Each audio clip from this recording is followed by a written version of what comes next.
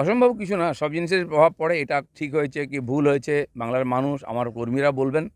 আমাকে পার্টি যখন যে কাজ দিয়েছে আমি সেটা নিষ্ঠার সঙ্গে করেছি। দিলীপ ঘোষের কাজে 1% কখনো ফাঁকা ছিল না। পুরো ইমানদারির সঙ্গে পুরো পরিশ্রম করে আমি কাজ করেছি। আর এবারে যারা বর্ধমানে গেছেন তারাও জানেন সেই যে কঠিন সিট ছিল, হেরে যাওয়া সিট ছিল সেই সময়।